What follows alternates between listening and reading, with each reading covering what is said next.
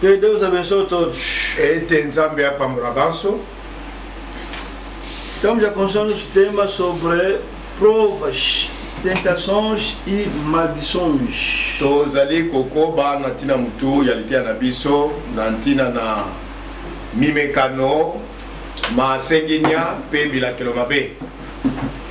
Provas, tentações, maldições. Mimekano masenginya pe bilakelo mabe. São três palavras quase semelhantes. Ezali maroba masato oyesali neti kokokana. Mas não são. Nzoka ekokana te. Provas. Mimekano. Durante as provas, Katira mimekano. o crente está em dificuldade, em problemas maiores. Mondimi akuta makapenza na mikakatano mitungisa miminene. Esses problemas podem demorar. Pe mikakatano ngo mitungisi yango ikoko umela. Essas dificuldades podem fazer seja um ano. Bampasi yango ekoki ko memayo penambula mobimba. Até 2, até 3. Pe bambula mibale to pe misato. Quer dizer, as provas são dificuldades que vêm, mas são exames da fé. Deus quer saber, no momento de dificuldade, vai abandonar ou não? Mimekano ezali mikakatano to bampasi songolo eyela kamundimi.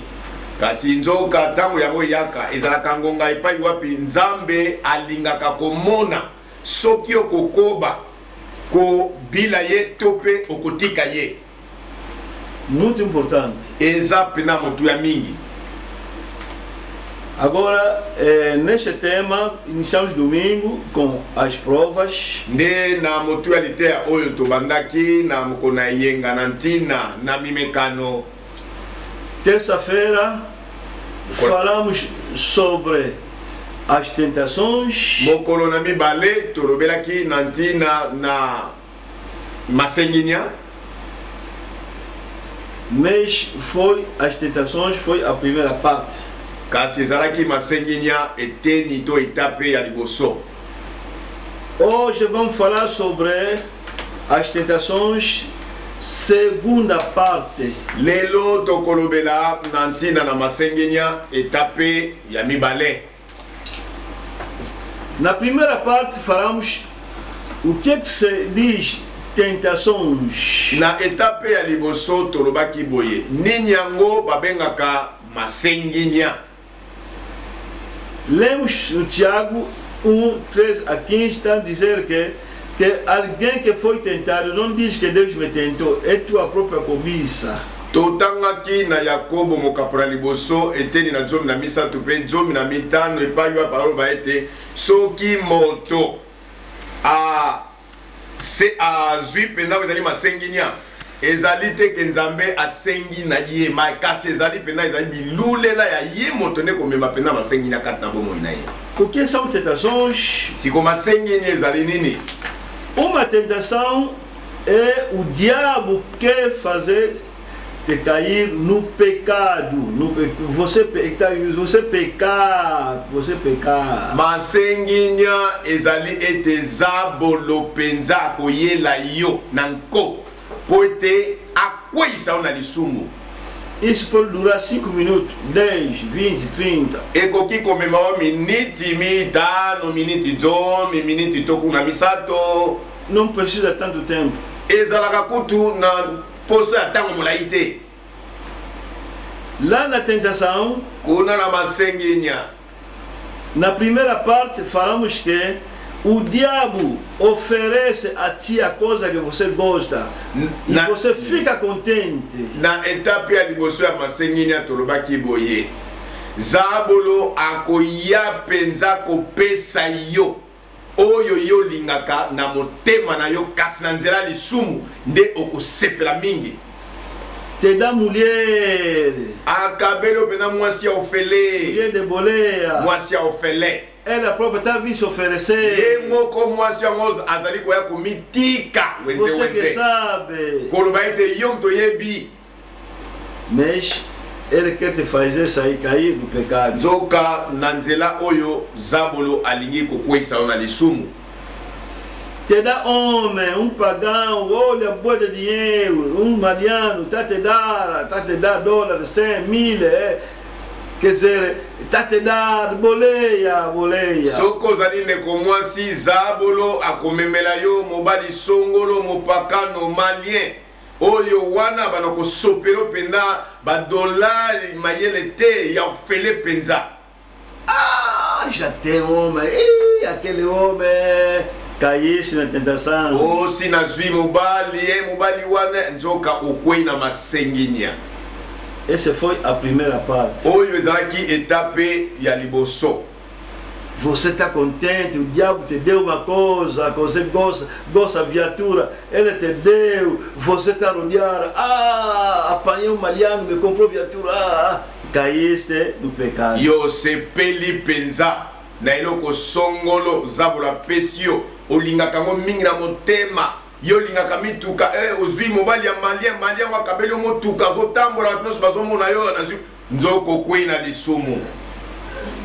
Gosta muito da casa, apanhasse homem, general, te dá terreno, casa, tá aqui, toma. Aquele general não vale a pena. Caíste na tentação. Olinga kamingi kozala na tere ya kitoko esika malamu ndako ya kitoko nde oyo kozwa makango ya general. General anga albita la tere yango, tala ndako yango, ndako anga kitoko, nzoka okwei na lisumu. Gosta de vender no roque. Olinga kakoteka na roque. Agora trovonista tá apareceu, epa, fica na minha casa, vou te dar dinheiro, mas tem que vir na minha igreja. Bom, a mensagem é mesmo, a mensagem é diferente. Não é diferença, caíste na tentação. Ndeko mwasi, ndeko moko ya bakake sambo abimelio, koloba ete biso nyonso ezaka liloba moko. Tala yaka na kosalelo bolamu na kopeso misolo bana koteka na kikolo nzoka nyonso wana okwei na lisumu. Essa foi a primeira parte. Oyo ezalaki etape ya liboso. O diabo te dá, o diabo te promete uma boa coisa, você aceita, afinal estás a cair no pecado. Zabolo akabelio, Zabolo alaki kopesa yo loko songolo, tango zui yango nzoka okwei na lisumu. O chefe te disse, olha, viste, né? Todo mundo aqui está a sair do serviço, estamos a tirar, se você quer ser a minha namorada, eu vou te defender, não vai sair, você também. Sim, chefe, aceitei.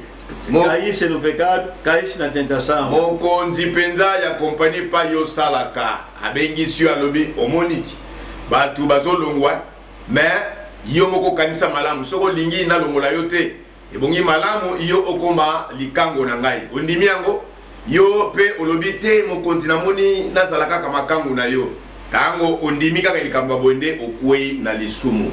O professor na escola te chama, vem, você não está a fazer nada, não está a provar, mas olha, você quer pontos, vou te dar pontos, mas tem que namorar comigo. Sim, caísse na tentação. Mola kisi na ete yelo. Abengisi alobi yo na cour na ngai ozozwa ba point malamu te omoni boni na bakiselo ba point kasi esengeli likambo moko yo koma makango na ngai bana kotambola na ngai nde tango yo ndimi kaka ete molakisa bakiselo ba point po matakelasi etalisi ete okwei na masenginya.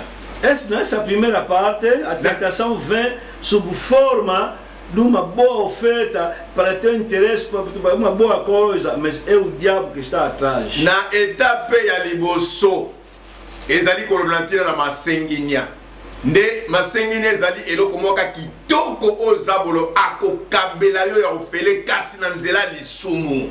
E lemos no Mateus 4, 1 a 11, Jesus realmente tinha fome depois de 40 dias de jejum. E ele disse, lhe deu uma boa proposta, uma boa ideia, olha, toma o pão, toma a pedra, faz pão, você tem fome. Tá, uma boa palavra, parece que tinha lá, mas é o diabo. De totangaki na Matthieu 4 verset 1 tina 11. Et pas wapi zabolo ayaki ko proposer nkolo na biso ko baite lokolo yoki nzala nde mabanga yango yo okoki ko bongola ngo ekoma lipapo olia na kotala na miso pena ezalaki pena likanisi malamu E diabo. nzoka zabolo. Olha, eu vou te levar ali em cima, né? Você deita lá, está escrito mesmo aí, está escrito aí que os anjos vão vir te buscar. E está escrito mesmo de verdade, mas era uma tentação. Tala na komemo kuna na songe ya ngomba nde kuna omibua kana se e koma mapenza na loba ete Zambe akotina banjelu na yo bakoya kokamata yo po ete lokolo na yo ekweya na libanga te nzoka ezalaki masenginya. Olha, vou te dar todos os reinos assim, essa aqui. Fica pra ti, oh, vai ficar rico, tudo. Basta só me adorar. Tala, omoni bokonzi nyonso yo. Epesa mela ngai, ngai pe na kopesa ngona moto nyonso nga na lingi. Soki kaka ondimi ko gumba mela ngai, nga pe na kopesa yo yango. Nzoka ezalaki masenginya. Viste? Omoni? Essa foi a primeira parte das tentações. O diabo está te dá promessas, boas promessas. Se aceitar, vai ficar rico. Mas caísse na tentação. Agora, nessa segunda parte de hoje, vamos falar sobre as tentações. Começa a odiar. Caíste. Começa a criticar. Caíste. Esse é o segundo aspecto das tentações.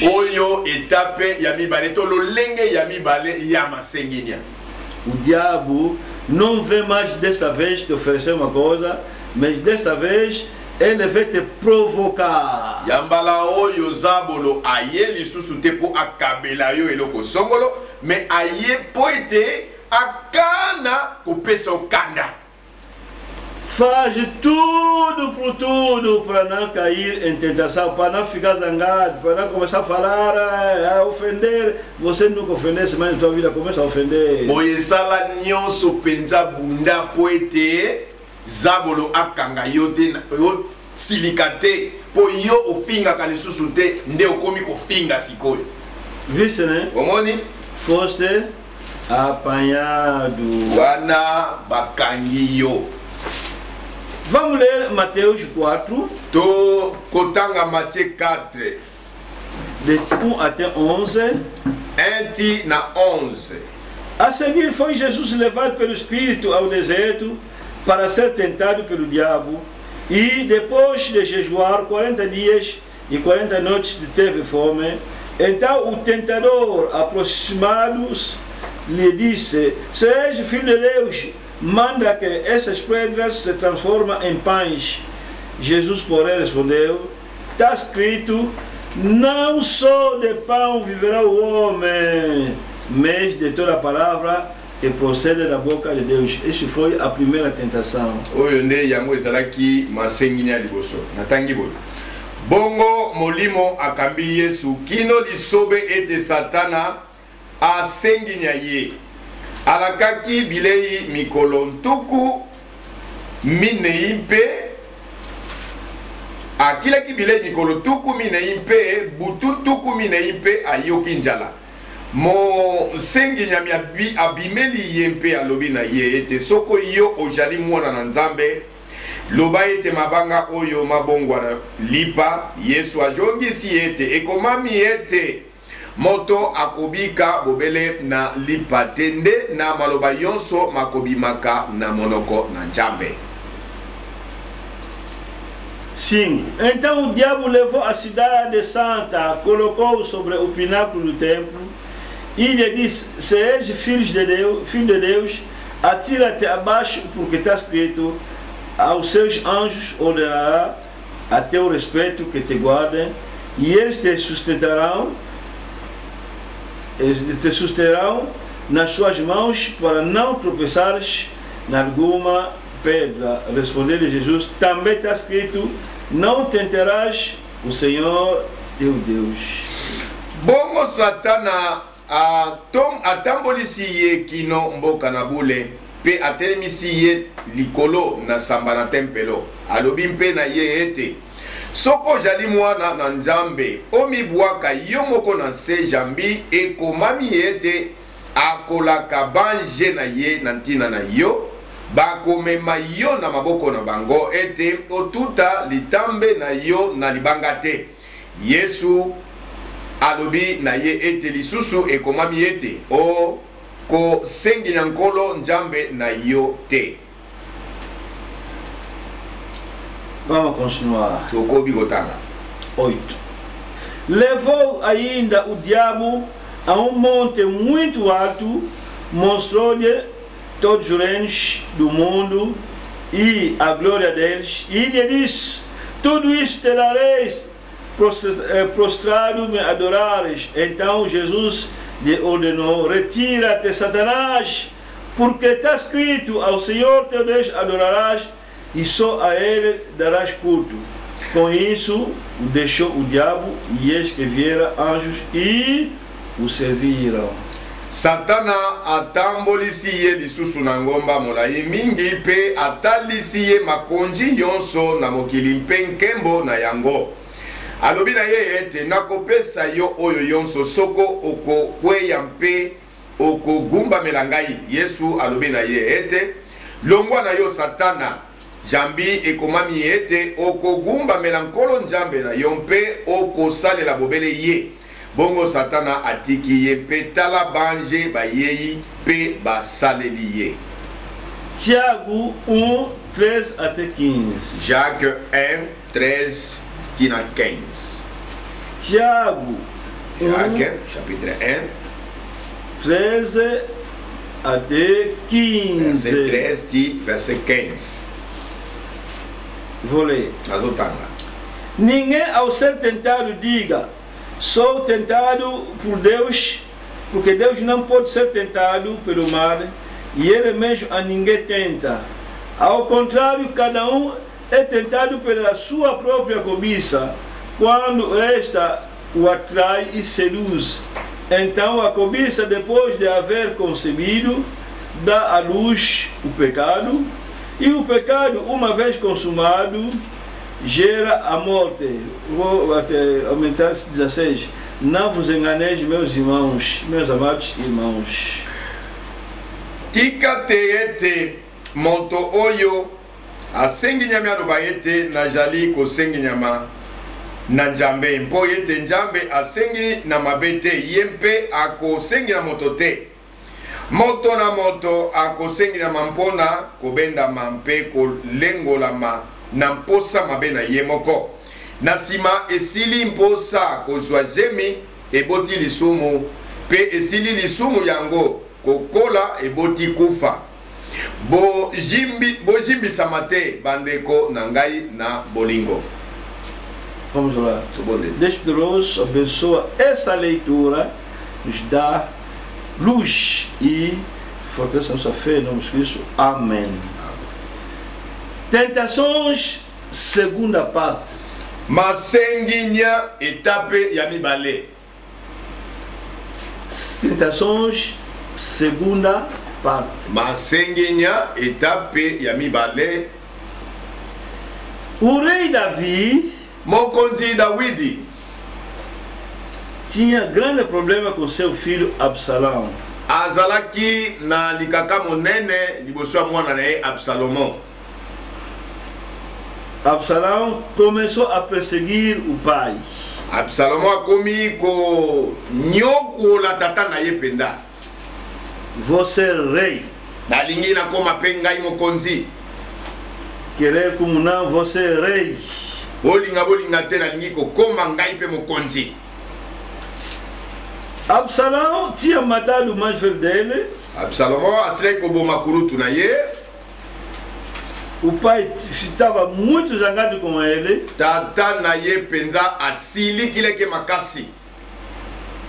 estava a perseguir até, estava, quer dizer, tinha por raiva com o filho. akomaki penza na kanda makasi liboso ya mwana. Porque matou o primeiro filho dele, primogênito. Po abomaki kulutu na ye mwana ya Dawidi ya liboso. Absalão sabia que, desta vez agora, aqui, mesmo se o pai morrer, não vai ser, nunca vai aceitar eu ser rei como herdeiro. Nde Absalom ayebaki na kati na makanisi na ye pe na motema ete awa penda ndenge komi boye lobi lobi na ndimi te soki tata kufi ngai na kozala mokonzi penza. Porque ele era o terceiro da família, mais velho, então podia ser candidato para ser herdeiro, mas do trono, mas aquele que ele fez, a sorte acabou. Nde Absalom azalaki mwana ya misato na kati na bakulutu ya bana Dawidi, ye pe akwa kozala penza moto songolo akwa koyingela na kiti ya bokonzi kasi kolandela mabe oyo asalaki ndenge tata na Dawidi asilikaki amiyebaki ete ngai penza ndenge naza wa chance eza lisusu te. O primeiro já foi, ya liboso si akufi, ele tinha ainda sorte. Nde akwa kozala nanu na posa penza to pe ntango ya kozala na ebonga. O que ele fez, viu que para mim acabou mesmo. Kasi oyo asalaki ya mabe amimonaki penza pe alobi ete oyo penza mpo na ngai na bebi na ngai penza.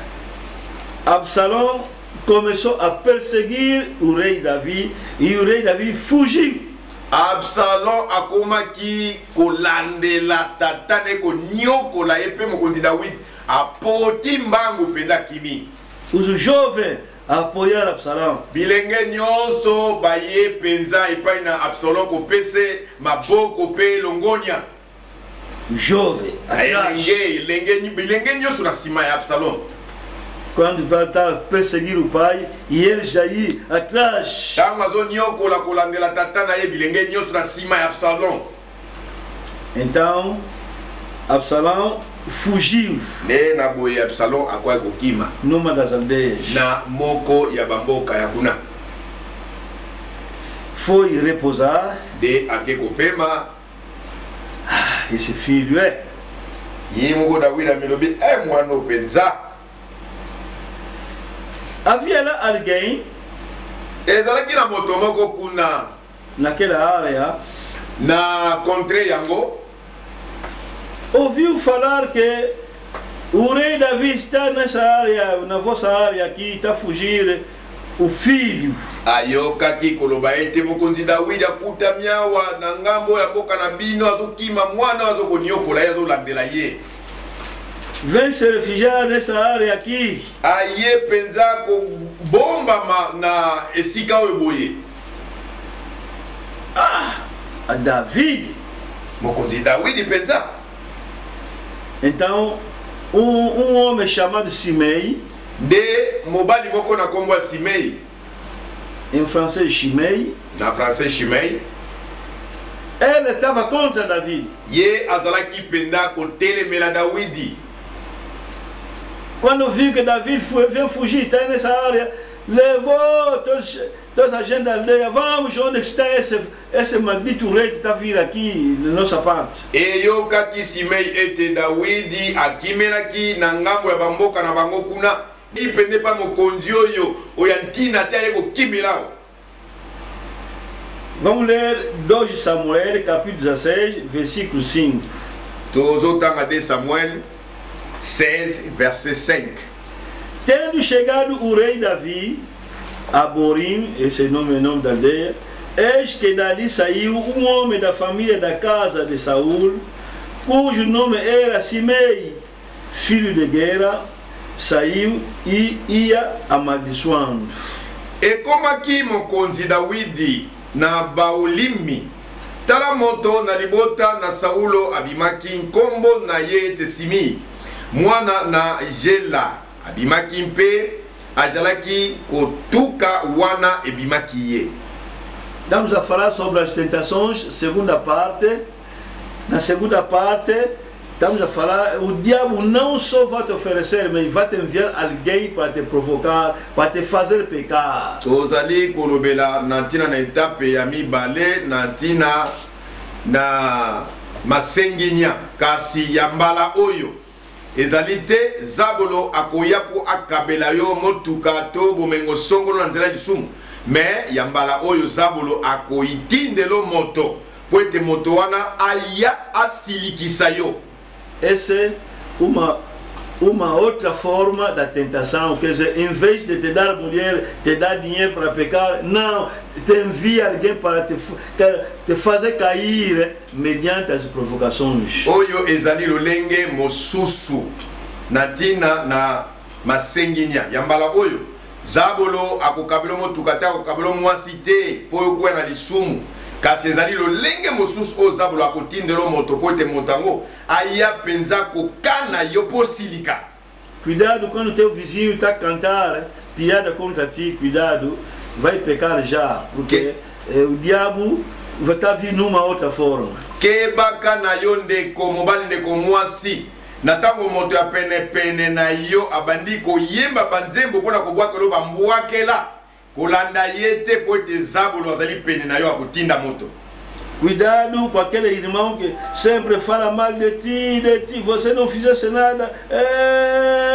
Cuidado, vai pecar já. Kebaka Zabolo akotindelo moto songolo akobana kolobelo mabe osumuki na yo te abandi kolobelo kaka mabe kolanda ye te noki oya kosilika kosumuka. A tentação é essa. Yango nde babengi masenginya.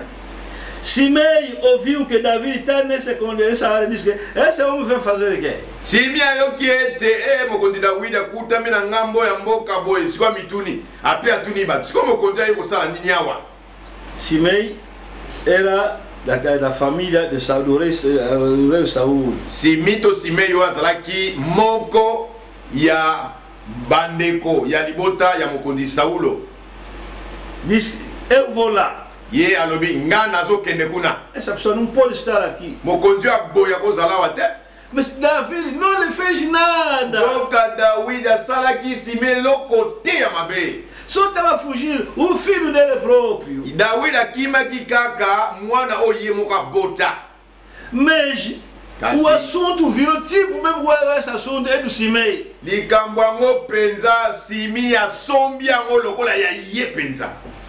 Cuidado com aquela pessoa, você não lhe fizesse nada, mas está te falando mal, você não está entendendo, vai pecar já, cuidado. Que bacana onde kotango moni moto songolo liboso na yo azolo bilo mabe kofinga yo me yo sumuka to sali mapete kolanda yete no kite osumuka. 2 Samuel capítulo 16, versículo 6. 2 Samuel chapitre 16 verset 6. Atirava pedras contra Davi e contra todos os seus servos, ainda que todo o povo e todos os valentes estavam à direita e à esquerda do rei. Abwakaki mpe mabanga epai na Dawidi mpe epai na baumbu yonso na Dawidi mpe epai na bato yonso mpe basoda yonso na mpiko ba oyo bazalaki na mwasi na ye.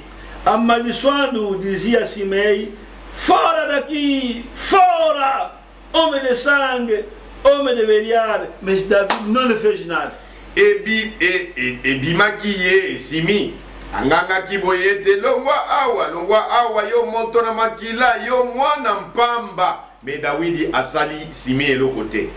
O Senhor te deu agora a paga de todo o sangue da casa de Saul, cujo reino usurpaste. O Senhor já o entregou nas mãos do teu filho Absalão. Este agora na tua desgraça, porque és homem de sangue.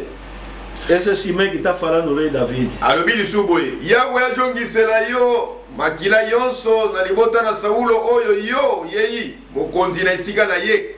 Yahweh apesi bokonzi na maboko na Abesaloma mwana na yo tala ajwami na mabe na yo mpo yete ojali moto na makila. Quer dizer, quando ele está falando, tango Simi azoloba, ele está lançando pedra, sora, sai daqui, ele sai e está levantando pó, quer para ele sair dali. Nde akolobaka Simi azoloba boyazo bwaka mabanga zo kamata putulia mabelo ko bwaka likolo. Está chamando David homem de sangue, está a ver? Tirasse o poder do Saul, porque Saul era familiar dele. Agora o teu filho também está perseguindo. Ele sai daqui, está lançando pó e pedra. Meia comigo, buaquela David, bambuaquela colobaite longwa, o monio boto aqui, vou conja Saulo. po etestimi o azalaki moko ya libota ya Saul. Abi omoni nzambe makambo asali yo akamati pe bokonzi na yo abotoli apesa na mwana no Absalom. Mais David non mato Saul. Nzoka Dawidi abomaki Saul te. Nous elle que mato Saul. Ezalaki Daudi te abomaki Saulo. Ate uma vez Kutu mokolo moko David encontrou même Saul, il devait le matar, mais non le mato. Akutaki penda Saulo boye ye oyo. Esengelaki mokolo na abomaye, mais na bonzambe atikaki ye. Só le cortou pedaço do manto para demonstrar que c'est fort te matar, já devia te matar. Akamataki kaka songe ya mokoto na ye tope ilambo alataki pona kotalisa ete omoni Saul soki nazaka motema mabe nanga kobomba yo mena boyi kobomba yo. Mas Simei tudo isso na cabeça do David. Kasi Simei nyonso oyo na mutu ya Dawidi. É Deus que meteu David, mas para Simei é homem de sangue, ele tirou o poder. Quer dizer, coisas que não estão assim. Ezalaki nzambe ye moko atiaki David kozalaka mokonzi ya Israeli. Kasi epai na Simei oyo alobi te ozali moto na makila na maboko obongi te kozala mokonzi. Uma forma da tentação, o diabo virá te provocar para você fazer uma coisa que um cristão não pode fazer. Lolenge moko ya masenginya ezali pona kotalisa oyeba ete Zabolo akotinda moto po ete moto yango aya kokana yo to koprovoke yo po oloba mabe nzoka yo kozaka mo Kristo okoki koloba bongo te. Você vai fazer uma coisa que você não devia fazer. Okosala eloko songolo oyo mo Kristo kokaki te kosala. Essa é uma outra forma de tentar, o diabo tentar uma pessoa. Mas você não vai ver assim, vai ver uma pessoa. Oyo pezali lolenge moko Zabolo akosenginya moto. Yoko mona Zabolo te na miso boy kasa kotindelo moto. Não vai ver o diabo a te provocar. Okomona Zabolo te aya kokana yo te jamais mona. Nunca vai ver o diabo te provocar, te criticar, te falar mal. Nunca, meu irmão, nunca. Okotika la komona Zabolo te aya kokana yo abana kolobelo mabe abana lobelo sungi nini o kotonga yo jamais. Essa pessoa motoyo que tá te provocar, o aya kokana yo tá te falar mal, azolobelo mabe, tá te criticar, azotonga yo, tá te zombar, azochola yo, tá te falar coisas que você não fizer, azoloba no makambo yo sali na yo te. O diabo nde Zabolo ye wana. O diabo tá lá. Zabolo nde azana moto wana. Essa pessoa que tá te comer dinheiro, quer dizer, vou comer isso. Moto penza azolo banoki na kolia misono na nko kosala nga peloko te. Tá te tira terrain de force. Azobotolo peneta ndo mabele na makasi nyonso. É o diabo. Nde Zabolo ye wana. Mas você não sabe. Zoka yo yebi moto amote. Oyebi Zabolo te. Até você tá dizendo. Utu yo koloba. Vou pôr a Bíblia à parte, dessa vez. Vou pôr a Bíblia à parte. Yambalo yo Biblia zana mopanzi oyeba ngai. Viste? Omoni? Você quer ver o diabo assim, a vir, começa a fazer mal? Não! O diabo envia alguém físico. Yozo zelela omona Zabolo na misro mi bale etaya osalo mabete. Zabolo akotindelo moto lokola yo. 9. 2 Samuel capítulo 16, não esqueça. 2 Samuel chapitre 16, começa na verset 9. Vamos ler agora no 9. Totanga na 9. Então Abissai, filho de Zeruia, disse ao rei: por que amaldiçoaria este cão morto ao rei, meu senhor? Deixa-me passar e tirarei a cabeça. Abissai, mwana na Seluya, alobaki na mokonzi ete mpona nini mbwa oyo akufi ko akotuka mokonzi nkolo na ngai na lombi yo ete nakenda kokata kingo na ye.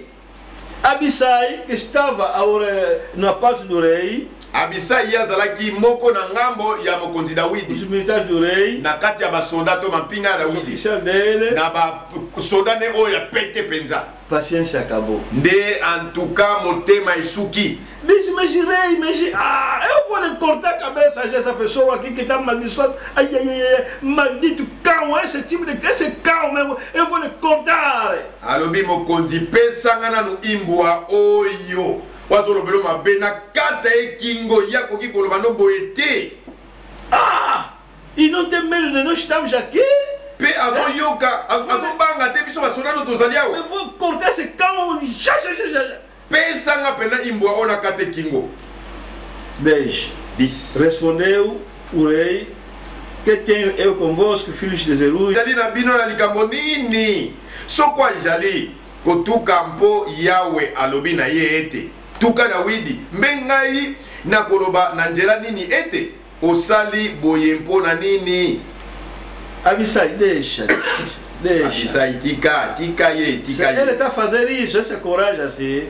É Deus que permitiu isso, esse que lhe deu para me fazer isso. Soki simi oyo alati nzunzu akoma kostala ngabo kochola ngabo kotuka ngabo ezali nzambe na tika ye. Deixa só. Tika kaka. Disse mais David a Abisai e a todos os seus servos: eis que meu próprio filho procura tirar minha vida, quanto mais ainda esse benjamita. Deixa-o que amaldiçoe, pois o Senhor lhe ordenou. Dawidi alobaki na Abisai mpe na baumbu na ye yonso ete tala mwana na ngai ye oyo abimi na libumu na ngai ye aluki bomoi na ngai na koleka moko oyo na Benyamina akosala bongo tika ye atuka mpo ete Yawe alakisi ye. Falou a todos os seus servos: militares, soldados, oficiais, todo mundo aqui, ninguém faz alguma coisa mal nesse homem aqui. É Deus que quer assim, lhe deixa só falar, lhe deixa. Kuna Dawidi alobaki na bato na ye, na officier na ye, na basoda na ye, koloba ete tala botika ye bosimba ye te. Ezali nzambe nde mutu atinde akoloba na ngabo botika ye kaka. Ainda meu filho kutu mwana na ngai moko tá me seguir a perseguir a minha vida, o filho mwana na ngai moko ngana bimisi na Kongo azali ko nyokola nga kolandela ngai. E quanto mais essa pessoa que não é meu filho. Bongo koleka boni si mei o azali mwana ngate botika ye kaka. Deixa só. Botika ye. Seu filho até quer me matar agora. Só kutu mwana ngana boti alinko bomanga bongo simi oyo mwana ngai te botike kaka. 12. Talvez o Senhor olhará para a minha aflição e o Senhor me pagará com bem a sua maldição deste dia. Soko Yawe akotala mpisoli na miso na ngai pe akojongisela ngai malamu mpona kotuka na yelelo. Prosseguia, pois, o seu caminho, Davi e os seus homens, também Simei ia ao longo do monte, ao lado dele, caminhando e amaldiçoando, atirava pedras e terra contra ele. Etambolaki Dawidi mpe bato na ye na nzela. Simi akendaki pembeni na ngomba na ye longo. Atukaki wana etambolaki ye, abwakelaki ye mabanga mpe mputulo.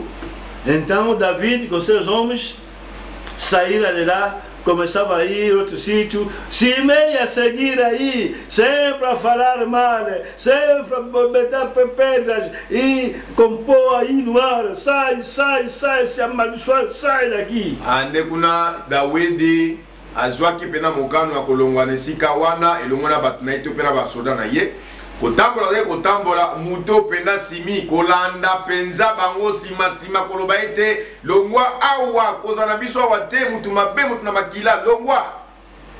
Mas com tempo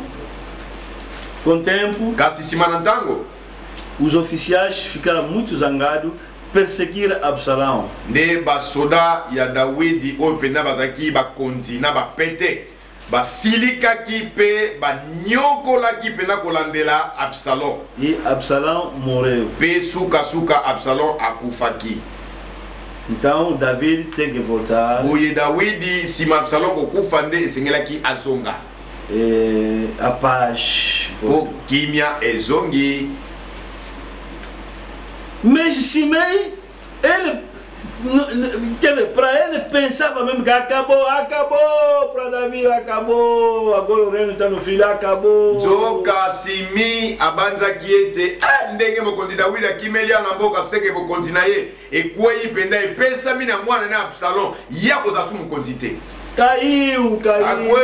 Akwei. Mais Simei ouviu que não, David retomou o trono até o filho morreu. Sima nde Simi ayokaki sango koloba ete Dawidi azongeli kiti na ye to ebonga bokonzi pe kutu mwana wazali kolandela ye Absalom babomi ye.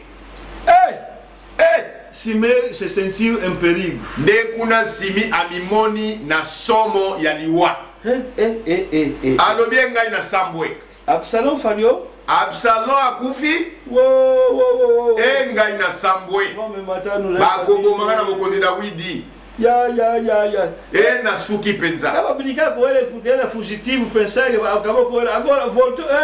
Na banana kosakanela ele kukanisa kete akimi mboka siko ezongeli ebonga na mokonzi ngai na sambwe.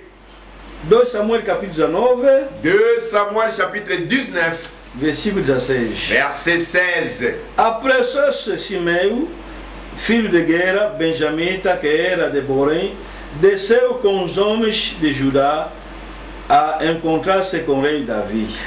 Simi mwana na Gela, mo Benyamina, oyo na ba ulimi, aye imbango na bato na Yuda, elongo mpona ko joana na mokonzi Dawidi.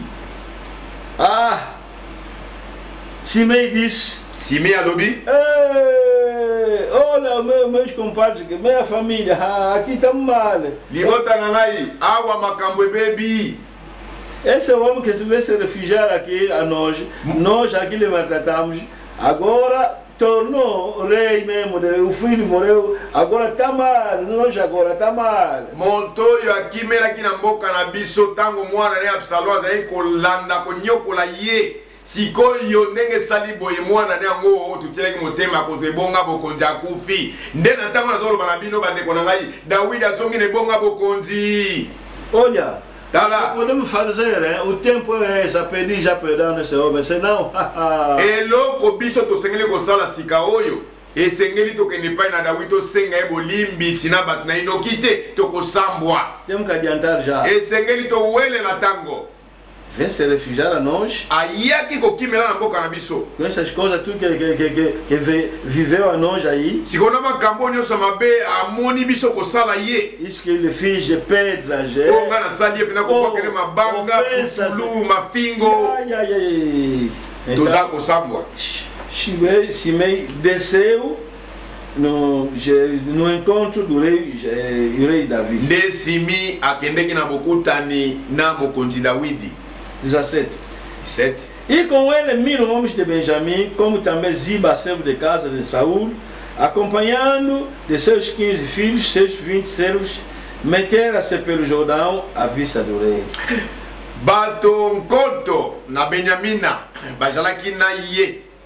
Mpe Siba mumbu na libota na Saulo, pe bana na ye jomi na mitano, pe baumbu na ye tukumi bale na ye elongo ba lekaki ya la dene liboso na mokonzi. E o atravessaram para fazer passar a casa real, para fazer o que lhe era agradável.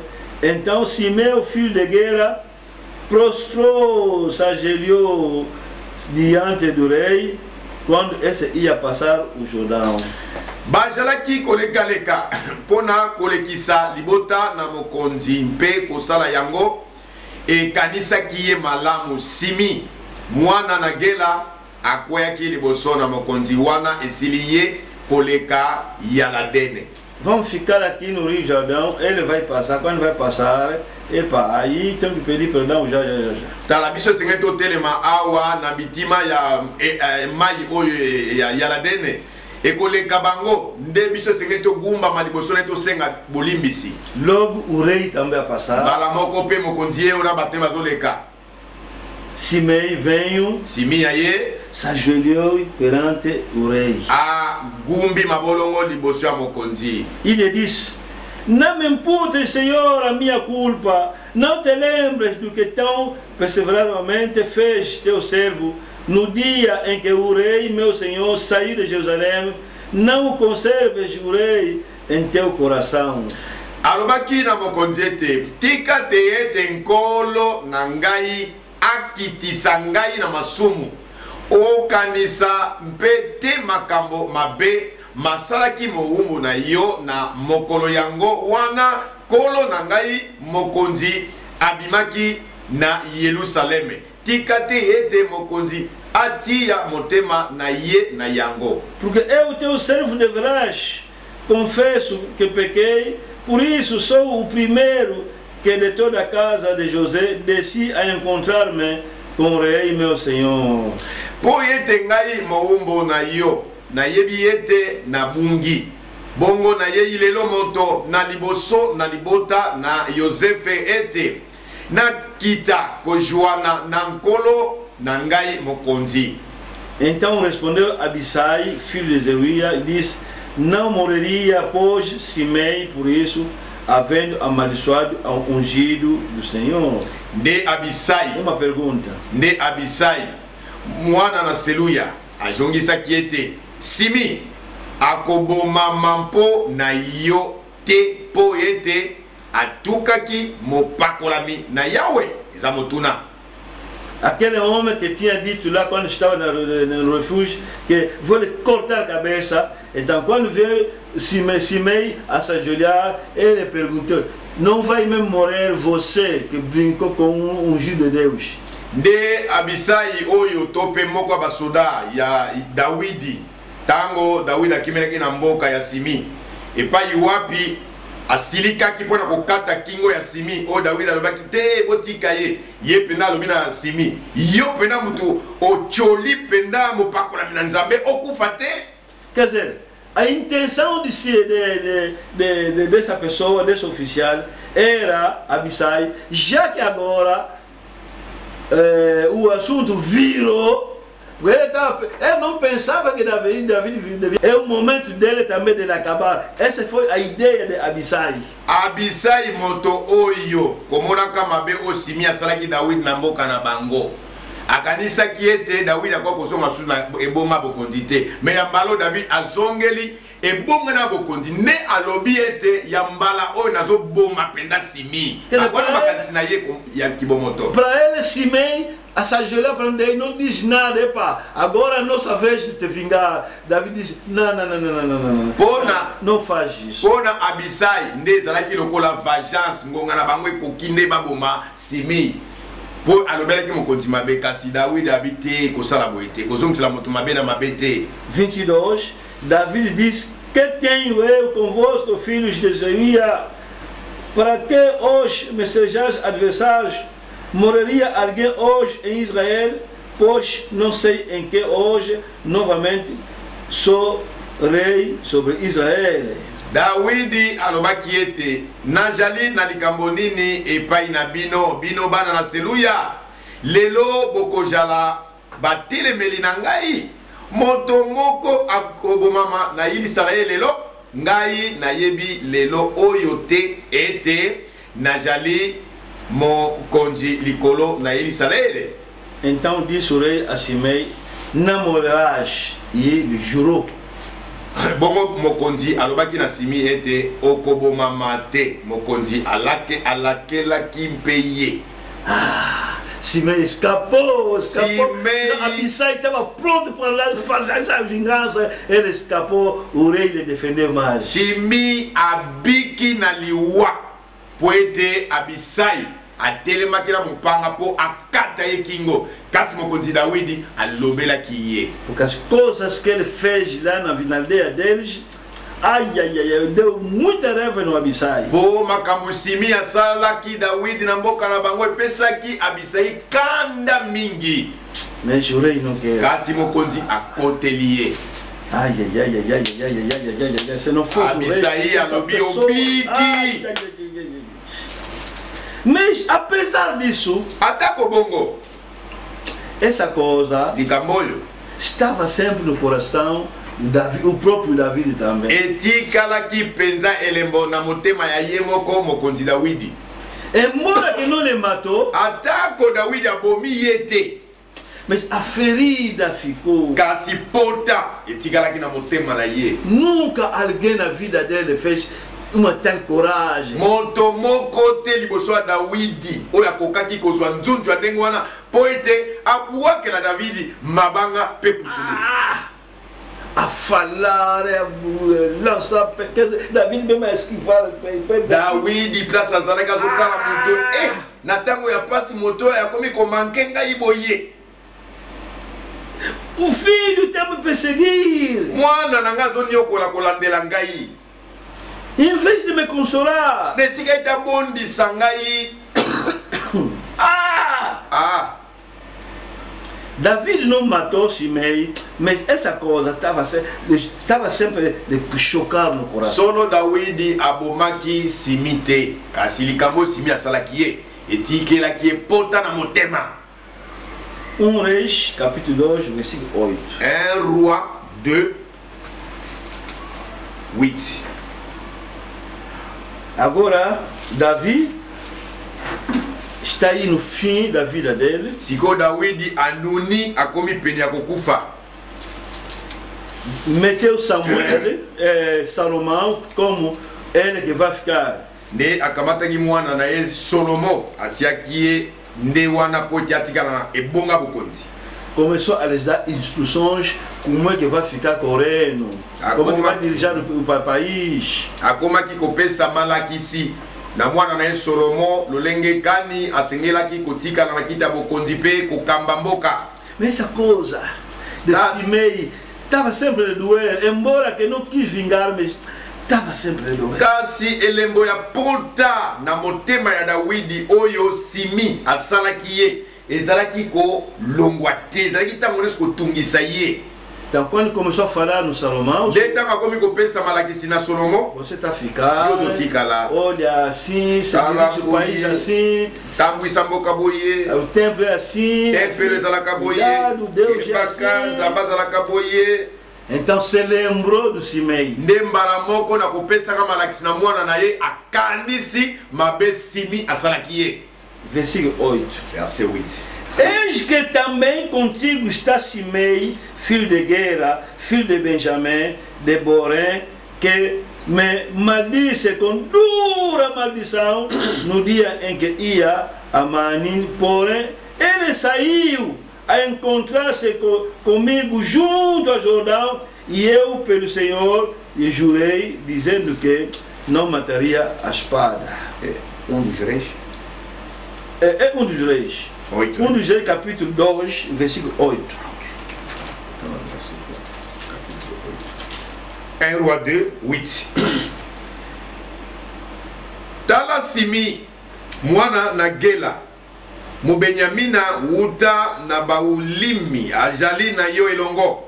Ye oyo alakela kingai mabe na libota mabe na mokolo yango wana na kitaki na Manaimi. Kasi akitaki kojuana nangai na yaladene mpe na lakelaki ye na Yawe ete na koboma yo na mbelite. Meu filho, mwana ngai, há uma coisa que queria, não vou esquecer também. Ele lhe falou: olha, no teu meu aí tem homem chamado Simei. Na katikati na yo eza na mobali moko na kombo ya Simi. Na maneira que ele amaldiçoou na lolenge atuka kingai penza mwana ngai. Pasi mingi. No dia que eu estava fugindo, tem irmão Absalão, maneira que esse homem me fez.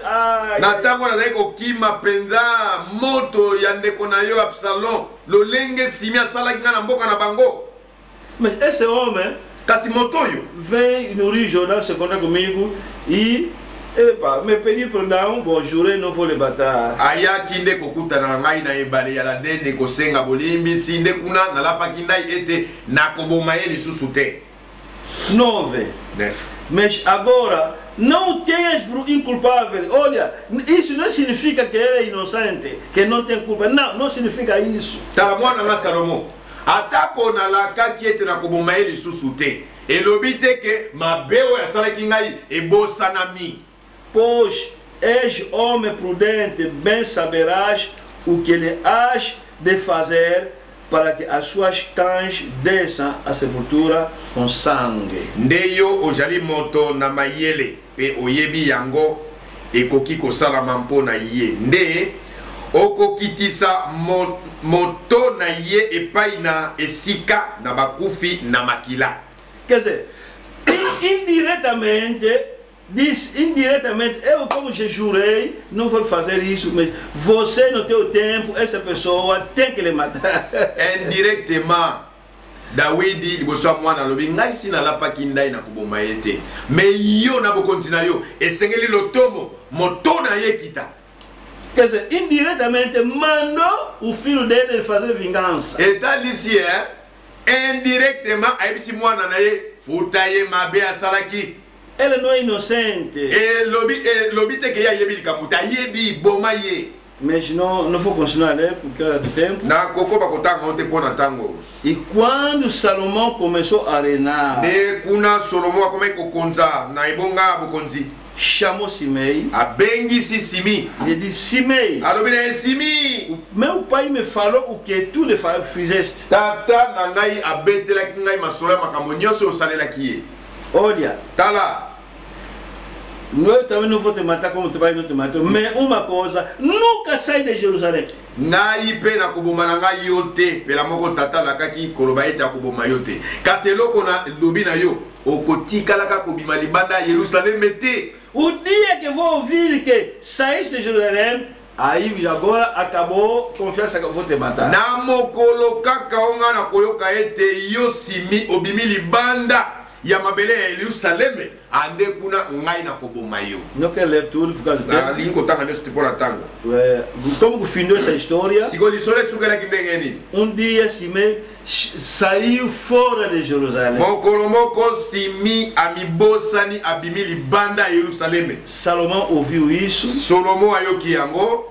Disse: esse homem está brincando. Ele brincou com meu pai. Agora é minha vez. Vem aqui, Simei. Não te falei que não sais fora de Jerusalém? Não, é alguém. Epa, me mata. A história findou.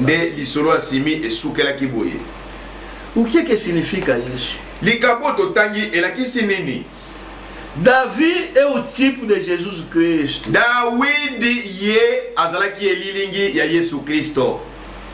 Davi aqui na terra está sendo perseguido. Jesus aqui na terra foi perseguido. Jesus aqui na terra. Ele não fez nada. Não fez nada. Tudo que ele fizeram, não fez nada. Voltou só o bem. Mas não quer dizer que o assunto acabou.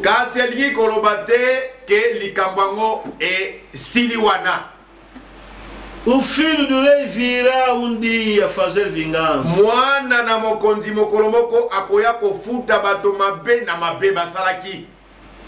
É daqueles dias que Jesus vai fazer sua vingança. Não é hoje. É por isso Deus nos falou a nós cristãos: é para mim a vingança.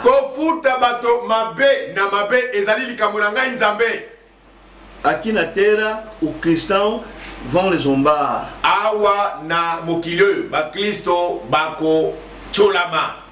Vão lhe fazer mal. vão fazer tantas coisas. bakosala bakristo na ngai mabe ya lolenge na lolenge kasi bokanga minoko. A hora não é essa. Tango ya ngai nafuta bango mabe na mabe nanu ekoki te. Aqui na terra temos que vencer a tentação. Awa na mokili esengeli toleka na kolonga ba masenginya. Isso que Deus quer. Yango nde elikambo nzambe alingeli biso. A dia de vingança virá. Mokolo ya nzambe kofuta bato mabe na mabe basalaki ekoya. Dia de vingança virá. Mokolo ya vengeance ekoya. Hoje, Lelo deixa as pessoas te zombar. tika bato bachola yo. Oh não, eu vou pôr a Bíblia à parte. Caíste a tentação. Ote talamaka manzambe to tiana mopatende kokosala bongo to kokweya na masenginya. Irmão me telefonou. Ndeko moko abenga na singa na telefone. Começou a falar sobre um servo de Deus. Esse servo de Deus já aplicar a mim agora. Eu disse, irmão, não faz isso. Queria ler uma palavra na Bíblia. Ndeko abenga kingai na chombo koloba ete musana nzambo yo. Estava em raiva contra um servo que estava se comportando mal contra ele. Quer dizer, agora estava tendo decisões. Eu queria ler a Bíblia. Ele disse, pastor, deixa aí nesse versículo, vamos ler depois. Oh! Ndeko oyo abenga kingai na chombo asilika kimingi pona comportement musana nzambe moko songolo. Siko na masolo tozaki na mona bakite ndeko na ngai yoka nazotangana liloba na Biblia po yeba nini lakisi. Ndeko na bite pasteur kotangela ngo siko te si eleki na lingite. Me deixa aí no versículo, vamos dar depois. Eu tenho que vingar primeiro. Ika na no version na pasteur ngana sengena na venger nanu.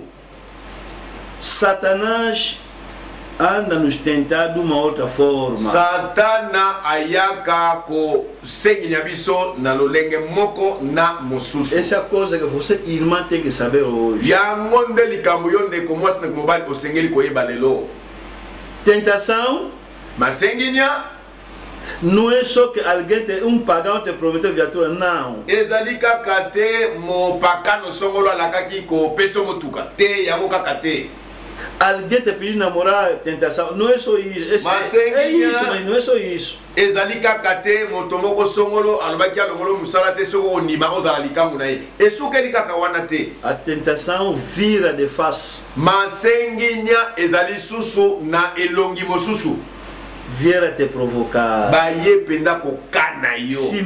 Simi Vê te falar mal, Simei. Simei oyo aye kosaloma aye kolobelo mabe na likambo. Você também na tua vida tem um Simei que está brincando contigo. Yo ndeko na bomo ina yo ozalaka pe na Simei ozali kosakanela yo. Irmã, ndeko mosi pensa bem. kanisa malamu. Pensa bem. Kanisa Você malamu. também tem um Simei. Yo pozaka na Simei Está quase para te fazer pecar. akomi penda pembeni po ete asumukisa yo.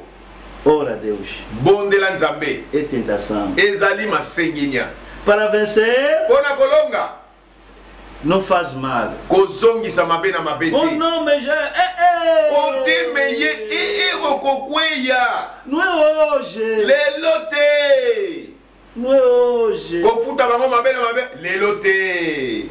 Jesus virá mais. Yesu akoya lisusu Depois que virá a vingança. nde kuna akoyeba kofuta bango mabe oyo basalaki yo.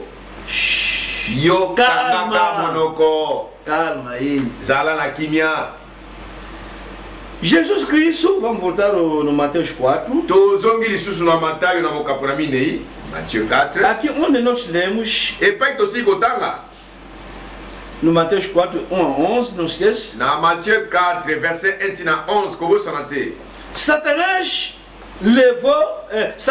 disse a Jesus, olha, você 40 dias já orava, já tem fome, olha, toma pão, e toma rocha, toma pedra, você já fazer milagre, vira isso pão, come para acabar a fome. Satana komonaka Yesu ko kila bilei azalaki na nzala ndi abimeli ye apropose ye masenginya songolo koloba ete tala yo osili kokila mikolo tukuminei pe butu tukuminei okomi na nzala mabanga yango yo bongo nango ekoma mapa olia Essa é a primeira forma da tentação. Oyo eza lolenga liboso ya masenginya. Cuidado conforme. Kebaka pena nzala. Irmã, Ndeko mwasi. você que tem filhos, Yo oza na bana. não tem marido, Oza na mobali te. cuidado conforme. Kebaka na nzala. Satanás virá. Satana koya. Não vale ver assim. Tokomone te na miso. Vai te enviar pagão, Akotindelo mopakano. falso irmão. Neko songolo lokola kat lokolo libanda.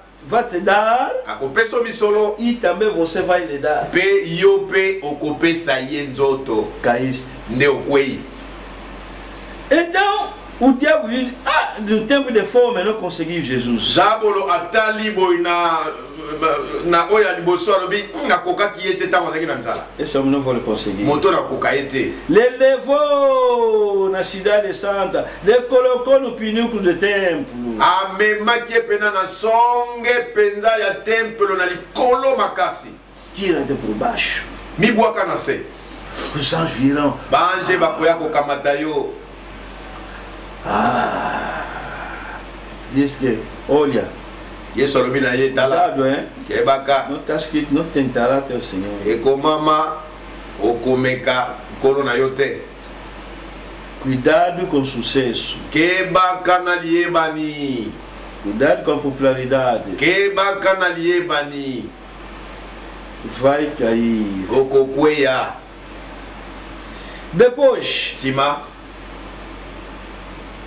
diz, olha, Congo. Satana alobi França, lisusu. me pertence. Tudo isso. Omoni Congo RDC, France, Adora-me. Belgique, États-Unis, yangai. Talagumba melanga kaka. Na opeswa. Cuidado com riqueza, irmão. Kebaka na bomengo ya mokili ndeko na ngai. O diabo pode te dar a popularidade, o sucesso, ou torna chefe, mas está já a pecar. Zabolo alingi a komisa yo moto aliyebani. Alingi penza bato balobela yo bisika nyonso koma mokonzi. Kasi keba okosumuka. Oh irmão, Você combate. faça a sua divisão, nós vamos te sustentar, vai tornar o nosso pastor. Faz isso, cuidado, é Satanás. É Mais como bali, oyebi. Kangola ka église oyo. Toko soutenir yo, toko salo nyonso basala ka basala na Nzambe. Keba ndeko na ngai ezali zabolo. Mais você pregador, Kasi yo sem bote. discernimento aceita Kozanga bososoli ondimi. por te levantar. Apo otombwana. Os anjos vão te sustentar. Abanjelu bakoya kokamata okweya te.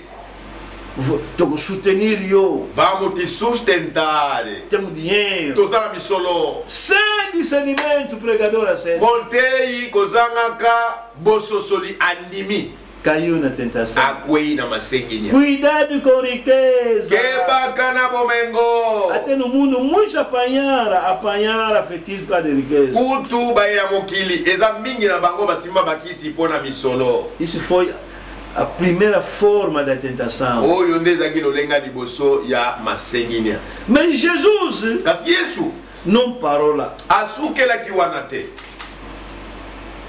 Um dia lhe aprenderam. Mokolo moko bakangi ye.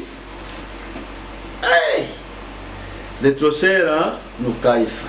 Bamemi ye na Kaif. Vamos ler Mateus. Tozotanga Matayo. Vamos ler Mateus 26. Tozotanga Matthieu 26. Vamos ler 57. Tozotanga verset 57. A tentação não é só isso, mas tem uma outra forma. Cuidado, irmão. Masenginya ezali kaka oyo tosili kotanga wate koloba wate kasi eza pene elongi mosusu kebaka ndeko. Vamos ler Mateus 26, Tozotanga Matthieu chapitre 26 57. verset 57. Os que prenderam Jesus o levaram à casa de Caifás, o sumo sacerdote, onde se haviam reunido os escribas e os anciãos. Baoyo bakangaki Yesu bakeye epai na Kayafa nganga monene sika wana bakomeli mpe mikolo na mboka bayangani.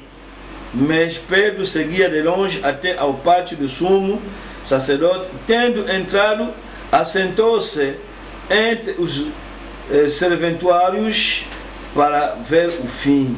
Petelo abili ye mwa mosika kino balasani na nganga monene pe ayingeli katikati esika moko na babateli ete amona nsuka.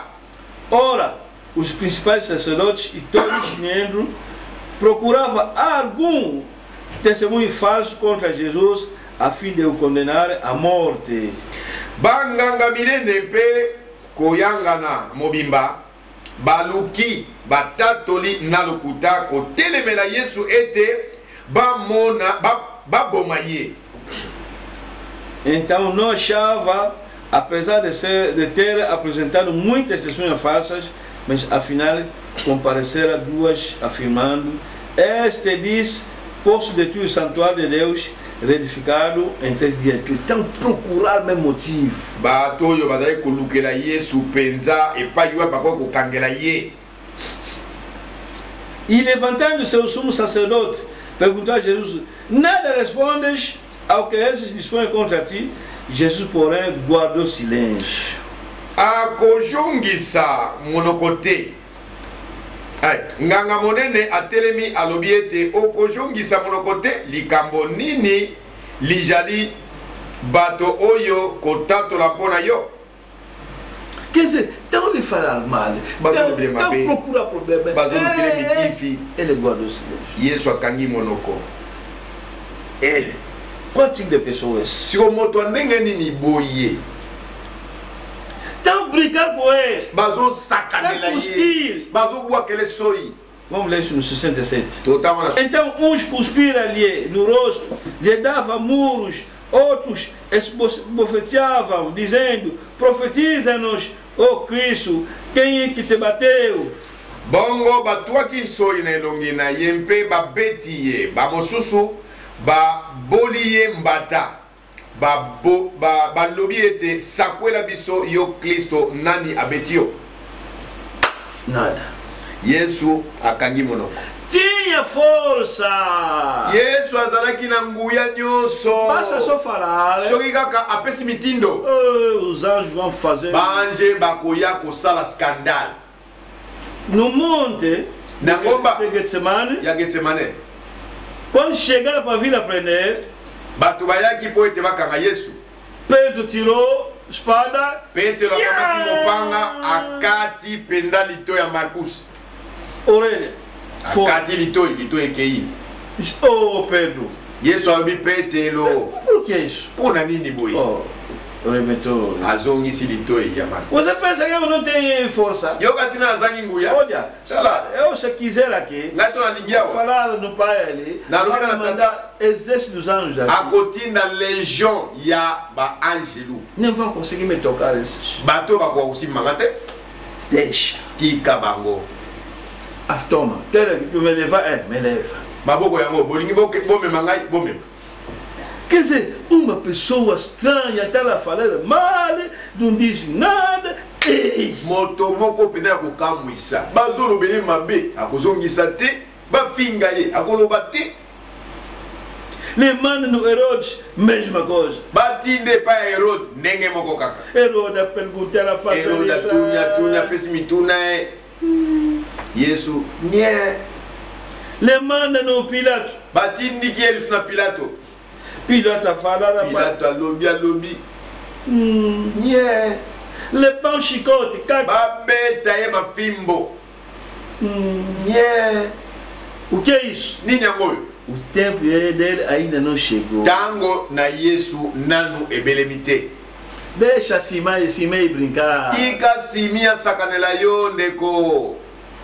O tempo não é agora, não. Tango ya kufute mabe na ye nanu te. David morreu. David akufi. Mas quando o tempo chegou, kasi koma kintango, tu ekoka kintango. Vingança. De kofuta mabe na mabe kokaki.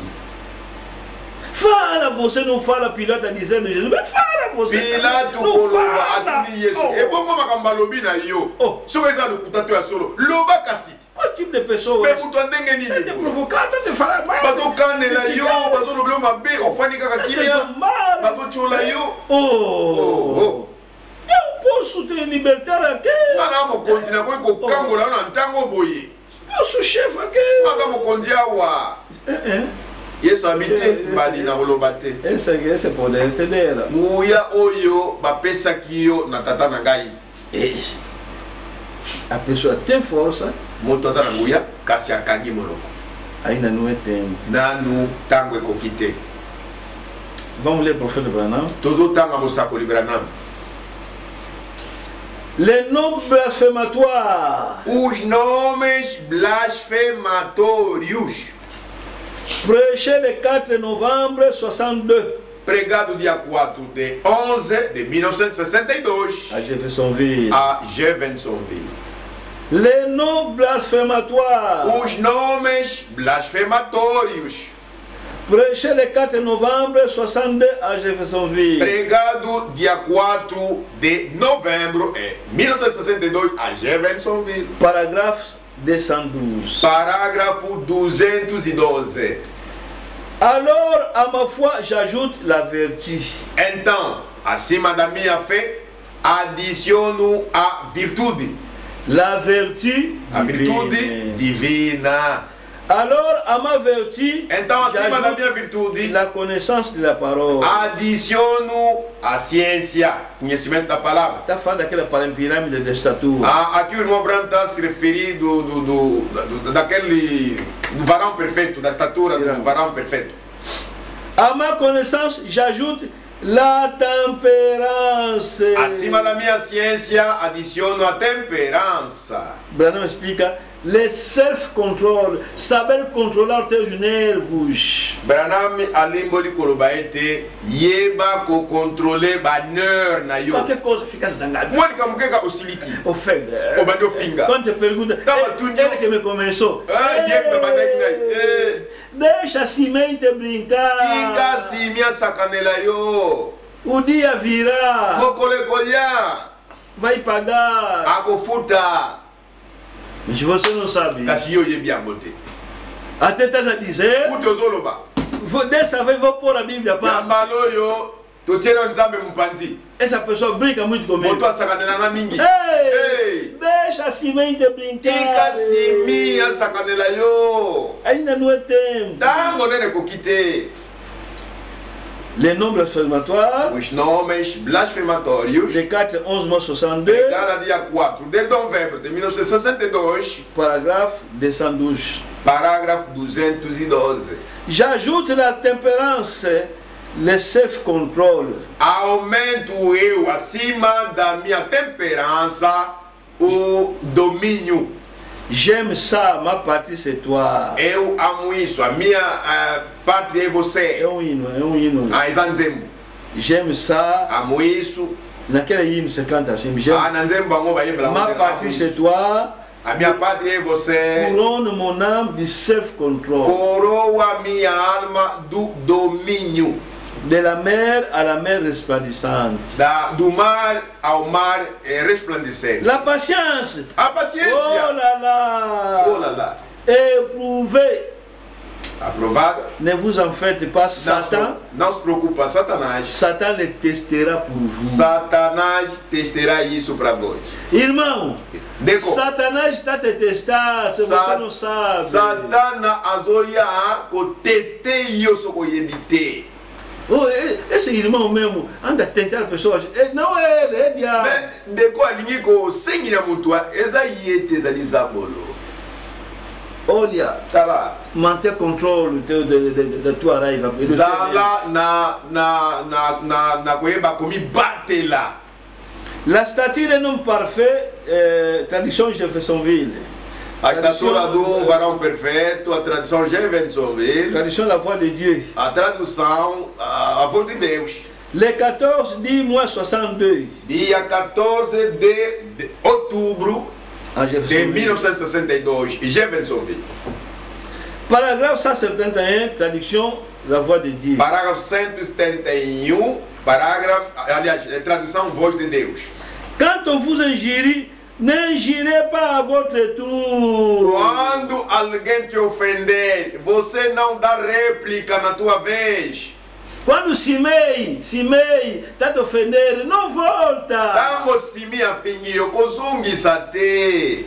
O teu Simei talvez é teu vizinho. Simei na yo mamusula ali, voisin na yo.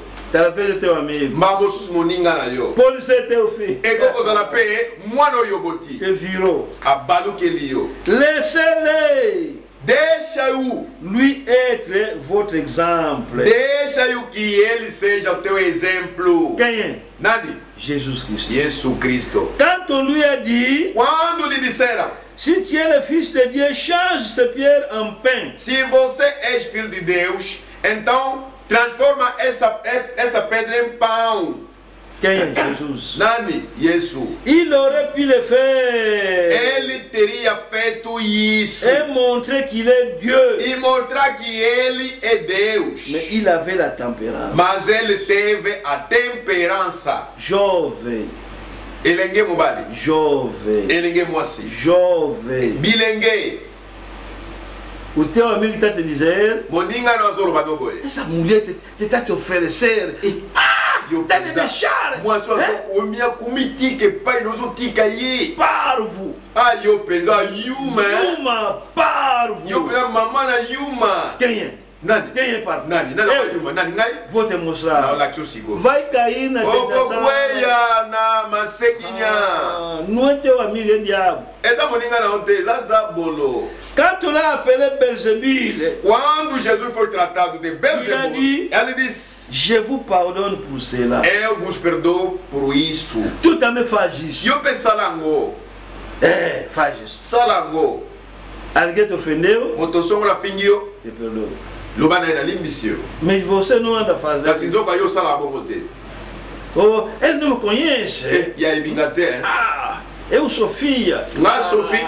Quando eu estava. Tango na zalaka, Ai, ai, ai, ai, ai, ai. Pessoas se olham. moto aboi na onzweka mbamboko vrema, Você vai cair. te so sali bongo okweya. Você vai cair. Okokweya. Esquece o que você era. Bosana oyo yo zalaki. Eu Onga na zalaka.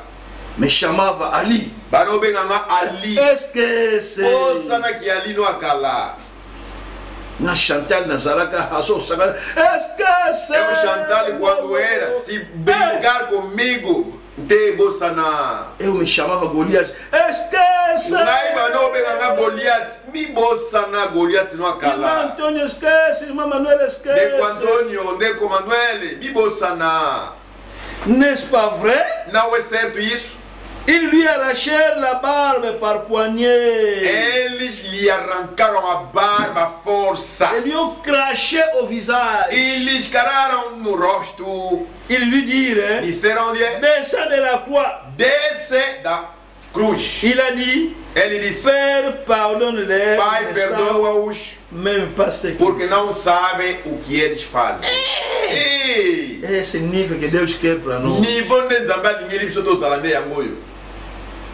Sempre a estatura. Sempre, toujours na stature d'un homme parfait. Tradução Jeffersonville. Tradition ya Jeffersonville. 179 parágrafos. Parágrafo 179.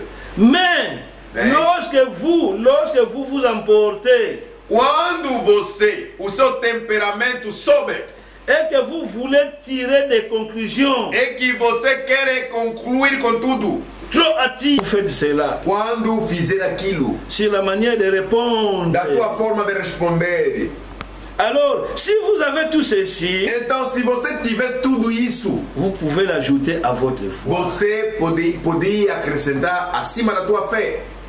Et dès ce moment, E diz então, esta é a minha pregação de oyo pe ezali lite ya Ndeko Branham. pregado le 31 décembre 59. Pregada dia 31 de dezembro de 1959. Jeffersonville. Jeffersonville. Ele pregou cerca de 4 vezes essa Até pregação. presque 4 fois. Essa aqui é de 59. Oyo ezali ya 1959. Tem de 61, tem de Exato, 62. 62. Esse é de 31 de dezembro 59. Oyo tema de 31 décembre Et 50. dès ce moment, Diz então, notre traduction à partir de ce moment-là. na tradição susu, diz daquele momento ali. Essa aqui é a tradução de Jeffersonville, la voix de Dieu. Oyo ezali tradição de Jeffersonville, a voz de Deus. Paragraphe 66. Parágrafo 66. Nous commettons des erreurs. Nós cometemos erros. Nous faisons des vœux la nuit du nouvel an pour les briser le lendemain. Nós fizemos de voto na véspera do ano novo para quebrantarmos o mesmo voto, aliás, no ano novo. Nous tournons la page Nós desfolhamos et nous adressons des vœux. e endereçamos votos. Nous allons auprès des prêtres. Nós vamos aos padres. Pas nous, mais les catholiques le font. Nós não na mensagem, mas os católicos fazem. Et nous nous E confessons, nós confessamos, nous faisons vœu de tempérance fizemos voto de temperança. et nous venons à l'autel E viemos no altar et nous tournons la page. e desfolhamos. Ah, ngai não se liga soute. Eu para nunca vou irritar mais. Bon, já ouvi conselho. Assim não eu batoli, não se liga de suste. Basta foi ouvir que ele criticaram. Só que quando eu ia batoli, nani atominga, nani. Mas fala aquela pessoa. E bisanga aí como nani. Você já falou, você não vai ficar mais Você já tomou de decisão, você nunca vai se irritar mais. Mais tout ça c'est en vain. Mas tudo isso é à toa. En effet, Portanto, la prochaine fois que quelqu'un se trouvera sur notre chemin, a próxima vez que se encontrar alguém no nosso caminho, ou quelque chose comme ça, ou qualquer coisa de gênero, ce vieux tempérament colérique este velho temperamento colérico ressortira tout de suite de ses dons. Chaque fois que nous avons des ennuis ou quelque chose comme ça va se passer encore. ressairá de pé para mão. Qualquer momento que nós teremos embaraçado ou embaraçamento, então aquilo vai acontecer de jeito. Quer dizer, hoje, outra forma de tentação, Lelo ezalolenge mosusu ya masenginya. alguém te provocou, Otosongolo akaniyo, está te ofendendo, azofinga yo, está te criticando, azotonga yo, suporta. nyokwama pona ye, siporte ye. David suportou Simei. David anyokwamaki pona simi. David est au type de Jésus-Christ. David azali elilingi ya Yesu Kristo. T'as fugi, Azokima, t'as perséguido aqui na terra. bazo nyokole na mokili oyo. Dans le chamado, nome, Bazo benge bakombo. diz Pedro. Não. Yesu abi Petelo boko Não. te.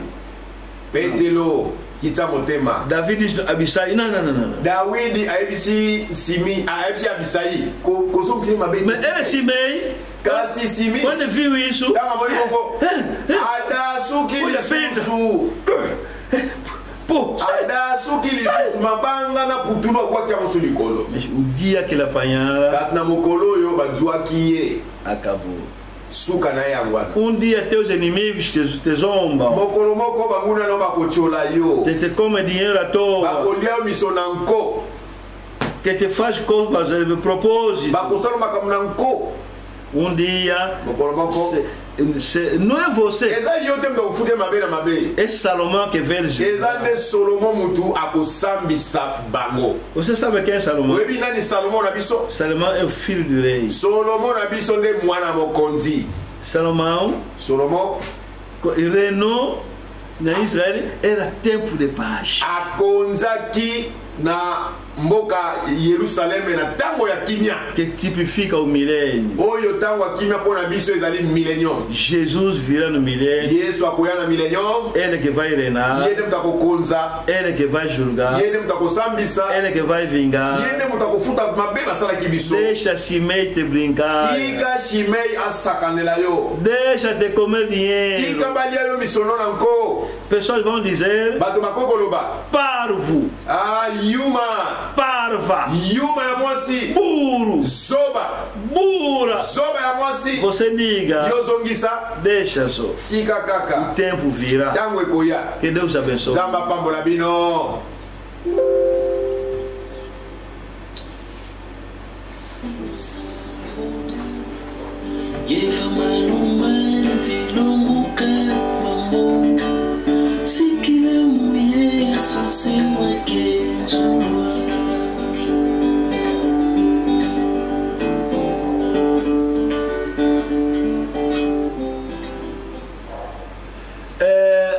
A notícia que eu tenho concerne os irmãos que saíram da palanca quando a igreja estava na palanca. Ezali natina bandeko na biso oyo tozalaki bango na palanka. Tango losambo ezalaki na palanka.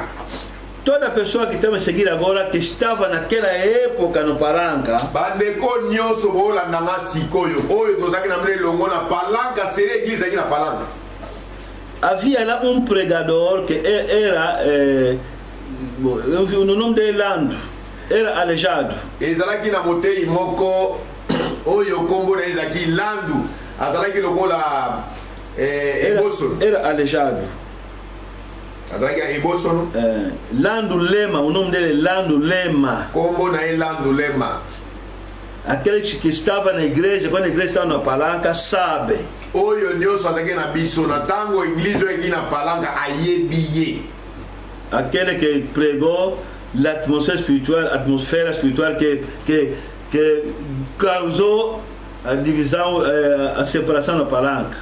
Ndeko ateyaki zebi ya molimo to pe atmosphère spirituelle oyo ekozaki bokabwani kuna na Palanca. Lando Lema. Lando Lema. Ele é aleijado. Ye azali na nibosono. Esse irmão morreu anteontem. Ndeko oyo akufaki avant-hier. Ele estava dirigindo uma igreja de golfe. Azalaki kokamba église moko na golf. Morreu anteontem. Akufaki avant-hier. Estava adoecer. Azalaki kobela. Mas não é muito. Kasi abelaki penza mingi te. Então quem conhece o Lando Lema fala naqueles irmãos de todos que estão no Palanca que Lando Lema já é falecido. Nde oyo nyonso ayebaki motei Lando Lema yebisa na bandeko nyonso bayebaki ete azali susu na bomoi te. Lando Lema. Lando Lema já morreu anteontem, mas ainda não foi enterrado. Lobiloleki nanu bakundi ete nzoto amoi. Me chamaram para ir lá, irei lá. Babenga kete na kende kuna solo na kokenda. Mas é uma informação só que eu vos dei para os que conhecem Lando Lema saiba que já é falecido. Kasi ezali se bobele liyebisi oyo na memeli bino na ntina ete oyo nyonso ayebaki motei Lando Lema ayeba ete azali susu na bomoi te. Esse irmão estivemos com ele em 82 Mbanza Congo. Ndeko Lando Lema tozalaki na ye na 1982 na Mbanza Congo. Ele ainda não conhecia a mensagem. Seri wana ayebaki nanu sango oyo te. Conhecia a partir de mim. Nde ayebelaki sango na ntango na nzela na ngai Lusingama. Em 82. Na 1982. Ele que entrou em 82, eu entrei em 80, ele em 82. Ele veio me encontrar. Depois começamos a fazer os cultos na escola de professores. Ngai nakotaki na 80 ye alandaki na 82 nde kuna tokomaki kokende koyoka loba nzambe na école de prof. Koyoka te biso ntoki ba dirigeant. Biso ntoki bakambi kuna na école de prof. Porque era proibido a igreja da mensagem naquela época. Po lingomba ya sango ezalaki defendi ezala na elekwana. Depois ele voltou no Congo. Mas vem que só conhecer a mensagem, voltou no Congo e voltou mais tarde, em 90, não sei se qual ano mais que ele voltou. Depois foi no Brasil e voltou mais. Depois se separamos da confusão. Ayaki na Angola e pai abo yambasa na tango simande azongi na Congo simana tango aquele Brasil après ayaki lisu na Angola. Que Deus abençoe o mundo. Pode orar. Todo mundo que tem tentações, está a lhe provocar, está a lhe minimizar, está a lhe zombar, está a lhe comer dinheiro, está a lhe fazer muita coisa que não sabe. Ora a Deus, agora não faz vingança. Ora a Deus, é diabo, não é aquela pessoa, não é aquela, é diabo. Motoyo nyonso. Azui masenginya, o mutazo fingaye, mutazo kosire makambo, mutazo chola ye, o mutazo liembomo na nkonyoso yebi. Ezali moto wana te oyo zomona na miso kasi ezali zabolo nde azali kosenginya yo. Oremos.